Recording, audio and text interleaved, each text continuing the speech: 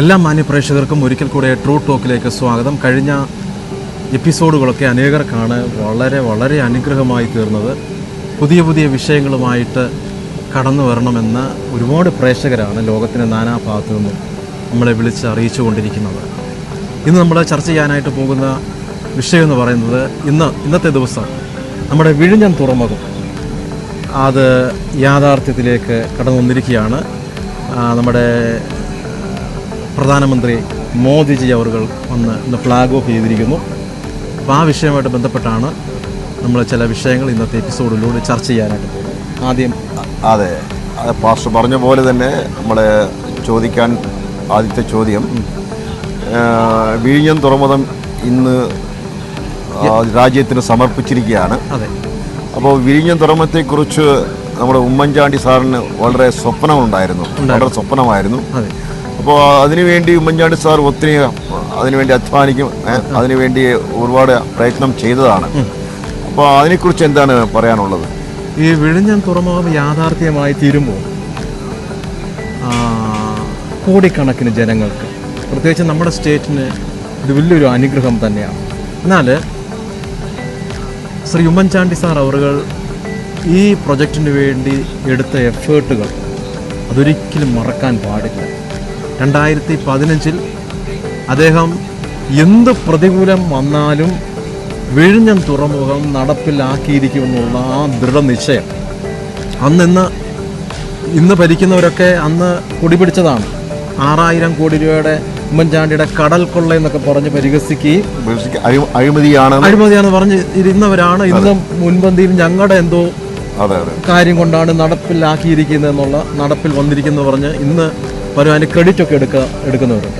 വാസ്തവത്തിൽ 2015 അദ്ദേഹം എടുത്ത ചില തീരുമാനങ്ങൾ, ഉമ്മൻചാണ്ടി സാറിൻ്റെ ദൃഢപ്രതിജ്ഞയും ഒരിക്കലും മറക്കാൻ പാടില്ലാത്ത കാര്യം തന്നെയാണ്. കാരണം ഈ ഉമ്മൻചാണ്ടി സാറിനെ ഞാൻ ഇഷ്ടപ്പെടാനായിട്ടുള്ള ഒരു പ്രധാനപ്പെട്ട കാര്യം തന്നെയാണ്, അത് വലിയൊരു ദീർഘവീക്ഷണമുള്ള ഒരു വ്യക്തിജീവിതം. അദ്ദേഹത്തിൻ്റെ ഊണിലും ഉറക്കത്തിലും എല്ലാം നാളെപ്പറ്റി അല്ലെങ്കിൽ ദീർഘവീക്ഷണത്തോടു കൂടെയാണ് ഓരോ ദിവസവും അദ്ദേഹം പ്രവർത്തിച്ചുകൊണ്ടിരുന്നത്. അങ്ങനെ ഒരു രാഷ്ട്രീയ നേതാവിനെ ഞാൻ കേരളത്തിൽ അപൂർവമായിട്ട് മാത്രമേ കണ്ടിട്ടുള്ളൂ. അപ്പം ഈ സാറിനെ സംബന്ധിച്ചിടത്തോളം അദ്ദേഹത്തിനൊരു വലിയൊരു ദർശനം ഉണ്ടായിരുന്നു, ദീർഘവീക്ഷണം ഉണ്ടായിരുന്നു. മനസ്സിലായില്ലേ? അതനുസരിച്ചാണ് അദ്ദേഹം പ്രവർത്തിച്ചു കൊണ്ടിരുന്നത്, ഭയങ്കര എനർജറ്റിക്കായിട്ട്. എന്തിനാണ് പറയുക, അദ്ദേഹത്തിന് എന്താ പറയുക, പിന്നെ ഷർട്ടിട്ട് കഴിഞ്ഞാൽ ബട്ടൺസ് പോലും ചിലപ്പം, അതൊക്കെ നമ്മൾ മീഡിയയിലൂടെ വായിച്ചതാണ്. അതുപോലെ തലമുടി ചെയ്യാതെയും ജനങ്ങൾക്ക് വേണ്ടി ജീവിച്ച ദർശനത്തോടുകൂടി പോയിക്കൊണ്ടിരുന്ന ഒരു വ്യക്തിജീവിതമായിരുന്നു ഉമ്മൻചാണ്ടി സാർ അവർ. വാസ്തവത്തിൽ ഇന്ന് ഇത് രാജ്യത്തിന് സമർപ്പിക്കുമ്പോൾ കോടിക്കണക്കിന് ജനങ്ങൾക്ക് ഇത് ബ്ലെസ്സിങ് ആയി മാറുമ്പോൾ തീർച്ചയായിട്ടും അതിൻ്റെ പിന്നിൽ ശക്തമായിട്ട് പ്രവർത്തിച്ച സാറിനെ ഓർക്കേണ്ടതായിട്ടുണ്ട്. അദ്ദേഹത്തിൻ്റെ ദർശനമാണ് ഇന്നത്തെ ദിവസം ഈ വിഴിഞ്ഞം തുറമുഖത്തിലൂടെ സഫലമായിരിക്കുന്നത്. അതാണ് സാറിൻ്റെ ഒരു സ്വപ്ന പദ്ധതിയാണ് വിഴിഞ്ഞം തുറമുഖം. കാര്യം നമുക്കറിയാം, ഈ മറ്റു രാഷ്ട്രീയ പാർട്ടിക്കാർ ആ കാലഘട്ടത്തിൽ ഒരുപാട് എതിർക്കുകയും അഴിമതിയാണ് ഇതിനെ കടൽ കൊള്ള അങ്ങനെ ഒരുപാട് അഴിമതിയായിട്ട് കൊണ്ടുവന്ന് ഇങ്ങനെ എതിർത്ത് നിന്നവർ ഇന്ന് അതിന്റെ ക്രെഡിറ്റ് എടുക്കാനായിട്ട് ശ്രമിക്കുന്നുണ്ട്. പക്ഷെ ആ സമയത്ത് നമ്മൾ ഉമ്മൻചാണ്ടി സാറിനെ നമ്മൾ സ്മരിക്കുകയും ഓർക്കുകയും ചെയ്യേണ്ടതാണ്. തീർച്ചയായിട്ടും. കാരണം നമ്മൾ ഇന്ന് നോക്കിക്കഴിഞ്ഞാൽ ഇന്ന് കേരളത്തിൽ വന്നിട്ടുള്ള മിക്കവാറുള്ള എല്ലാ പ്രോജക്റ്റുകളും അദ്ദേഹത്തിൻ്റെ കാലഘട്ടത്തിൽ കൊണ്ടുവന്നതാണ്. കാരണം എന്നാൽ അവസാന സമയമായി കഴിഞ്ഞപ്പോൾ വീണ്ടും അധികാരത്തിൽ വരുമെന്ന് മുൻകൂട്ടി അറിഞ്ഞ് അദ്ദേഹത്തെ ശരിക്കും പറഞ്ഞാൽ ചതിക്കുമായിരുന്നു. മനസ്സിലായില്ലേ? പല ഇതിന് ഉൾപ്പെടുത്തിക്കൊണ്ട് ശരിക്കും പറഞ്ഞു കഴിഞ്ഞാൽ അതുകൊണ്ട് ആർക്കും നഷ്ടപ്പെട്ടെന്ന് ചോദിച്ചു കഴിഞ്ഞാൽ 3.5 കോടി ജനങ്ങൾക്കാണ് നഷ്ടപ്പെട്ടേക്കുന്നത്. മനസ്സിലായില്ലേ? ഓരോ പുതിയ പദ്ധതികളായിക്കോട്ടെ, ഇവിടെ പുതിയ കാര്യങ്ങൾ നടപ്പിലാക്കുന്നതിനെ പറ്റി. അത് മാത്രമല്ല, ഈ 24 മണിക്കൂറും അദ്ദേഹം ജനങ്ങളുടെ ഇടയിലാണ് പ്രവർത്തിച്ചുകൊണ്ടിരുന്നത്. അങ്ങനെ ഏത് മുഖ്യമന്ത്രിയെ കാണാൻ കഴിയും? ഏതെങ്കിലും ഒരു മുഖ്യമന്ത്രിയെ കാണിച്ചു തരാൻ പറ്റില്ല. അതായത് ജനങ്ങളുടെ ഇടയിൽ അവരുടെ പരാതികൾ സ്വീകരിച്ച് ഇപ്പോൾ അതിനെക്കുറിച്ച് പറയുമ്പോഴേ ഞാനും എൻ്റെ ഒരു സ്നേഹിതനോട് കഴിഞ്ഞ ഒരു 3 ആഴ്ചയ്ക്ക് മുന്നേ കോട്ടയത്ത് ഒരു മീറ്റിങ്ങിന് പോവാം. അപ്പോൾ ആഹാരം കഴിക്കാനായിട്ട് ഈ കോട്ടയം പിന്നെ മണർകാടിനടുത്ത് സ്ഥലത്ത് ഞങ്ങളൊരു ചെറിയൊരു ഹോട്ടലിൽ കയറി. അപ്പോൾ ഇങ്ങനെ ആഹാരം കഴിച്ചുകൊണ്ടിരുന്നപ്പം ഞങ്ങൾ ജസ്റ്റ് മേപ്പോട്ട് നോക്കിയപ്പം ഏത് സമയത്താണ് അത് ഇടിഞ്ഞ് പൊളിഞ്ഞ് പോകാനുള്ള എല്ലാ സാധ്യതയും പഴയൊരു കെട്ടിടമാണ്.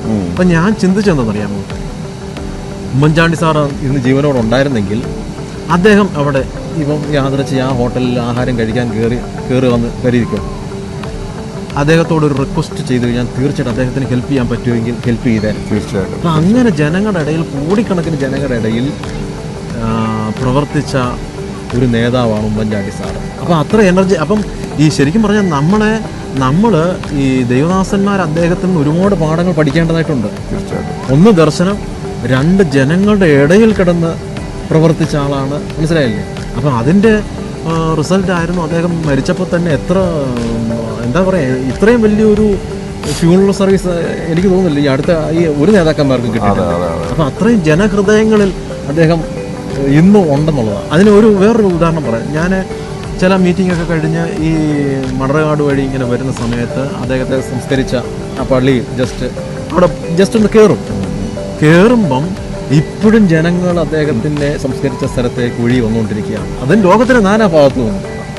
അത് എന്താന്ന് വെച്ചാൽ ഉമ്മൻചാണ്ടി സാറിന് രാഷ്ട്രീയമോ അല്ലെങ്കിൽ മതമോ മറ്റു സമുദായമോ ഒന്നും വ്യത്യസ്തമില്ലാതെ ഒരുപോലെ ഒരുമിച്ച് അദ്ദേഹത്തെ സ്നേഹിക്കുകയും അദ്ദേഹത്തെ ബഹുമാനിക്കുകയും ചെയ്യുന്ന ആൾക്കാരാണ്, ഒത്തിരി ഇഷ്ടപ്പെടുന്നതാണ്. അതുകൊണ്ട് ഞാൻ രണ്ടാമത്തെ ചോദ്യം ചോദിക്കുന്നത്, ഇങ്ങനെ എല്ലാവരും എന്തുകൊണ്ടാണ് ഉമ്മൻചാണ്ടി സാറിനെ ഇങ്ങനെ ഇഷ്ടപ്പെടാനുള്ള പ്രധാനപ്പെട്ട കാരണം മെയിനായിട്ട് അദ്ദേഹത്തിന് ജാടയില്ല. ശരിക്കും പറഞ്ഞു കോളേജ് പിള്ളേരുടെ ഭാഷ, ഒരു ജാടയൊന്നുമില്ല. ഒരു കൊച്ചുകുട്ടി ഒരു നിവേദനമായിട്ട് ചെന്ന് കഴിഞ്ഞാൽ പോലും അദ്ദേഹം അത് വായിച്ച് നോക്കുകയും ചെയ്യാൻ പറ്റുന്നതാണെങ്കിൽ ചെയ്തു കൊടുക്കുകയും ചെയ്യും. ജനങ്ങളുടെ ഹൃദയങ്ങളിൽ അല്ലെങ്കിൽ ഏത് എന്താ പറയുക സമൂഹത്തിൽ ഉന്നതരായിക്കൊള്ളട്ടെ താഴ്ന്നവരായിക്കൊള്ളട്ടെ ഏത് മനുഷ്യരുടെ ഇടയിലേക്ക് ഇറങ്ങിച്ചെല്ലാനായിട്ടൊരു മനസ്സ് അദ്ദേഹത്തിനുണ്ടായിരുന്നു, മനസ്സിലായില്ലേ? അപ്പോൾ മാത്രമല്ല പിന്നെ അദ്ദേഹത്തിൻ്റെ വീട്ടിൽ പോയാൽ പോലും മുഖ്യമന്ത്രി ആയിരിക്കുന്ന സമയത്ത് എത്രയോ ആയിരക്കണക്കിന് നൂറുകണക്കിന് ആൾക്കാരാണ് അദ്ദേഹത്തെ കാണാനായിട്ട് വീടിൻ്റെ പുറത്ത്. ശരിക്കും പറഞ്ഞു കഴിഞ്ഞാൽ എന്താ പറയുക, സാധാരണ ആൾക്കാരാണെങ്കിൽ 7 അയലക്കത്ത് പോലും അടുപ്പിക്കുകയല്ല. അപ്പം ഏത് സമയത്തും ഏത് അർദ്ധരാത്രിയിലാണെങ്കിൽ പോലും സാധാരണക്കാരുടെ ആവശ്യമായിട്ട് ചെന്ന് കഴിഞ്ഞാൽ ഒരിക്കലും നോ പറയാത്തൊരാളാണ്. അപ്പോൾ അതുകൊണ്ട് മാത്രമാണ് അദ്ദേഹം ജനഹൃദയങ്ങളിൽ ഇന്നും എന്താ പറയുക അദ്ദേഹം വസിക്കുന്നത്. അതായത് ഇന്ന് കോടിക്കണക്കിന് ജനങ്ങളുടെ ഹൃദയങ്ങളിൽ അദ്ദേഹം ഉണ്ട്, മനസ്സിലായില്ലേ? ഇപ്പം ഇന്ന് ശരിക്കും പറഞ്ഞാൽ ആ വിഴിഞ്ഞം തുറമുഖത്തിൻ്റെ ഉദ്ഘാടനം നടക്കുമ്പോൾ അദ്ദേഹത്തിന് മാനുഷികമായിട്ട് പരിഗണന ലഭിച്ചില്ലെങ്കിലും ഞാൻ മനസ്സിലാക്കുന്നു കോടിക്കണക്കിന് ജനങ്ങളുടെ ഹൃദയങ്ങളിൽ ഉമ്മൻചാണ്ടി സാറുണ്ട്.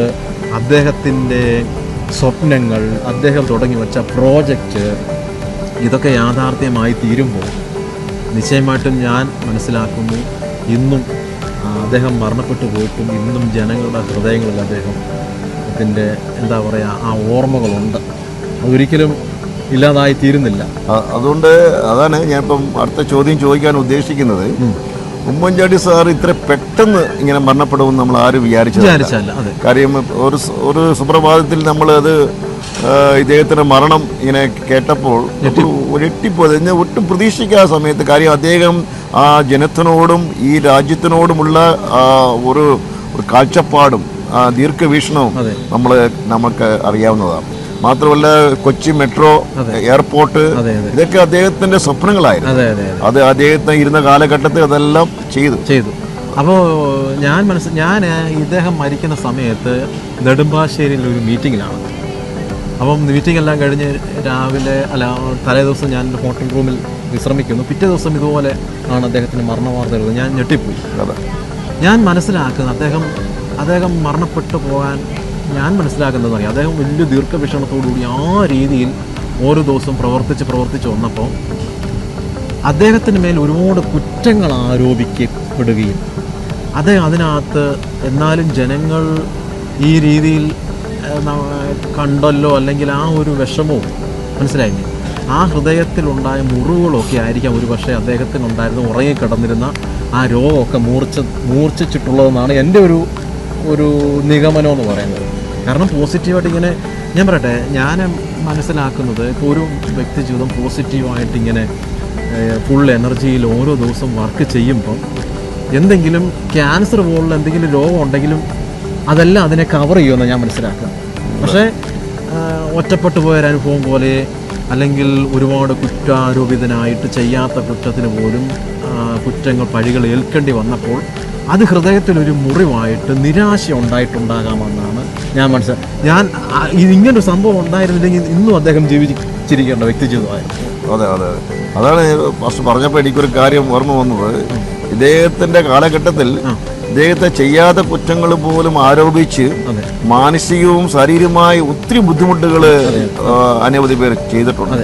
പക്ഷെ അതിന്റെ കാലത്തിന്റെ തികവിൽ ആ കാലം തെളിയിച്ചു അദ്ദേഹം കുറ്റക്കാരനല്ല എന്നുള്ളത്. അല്ല, ഇനിയിപ്പം പഠിക്കാണ്ടിരിക്കുന്നതേ ഉള്ളൂ.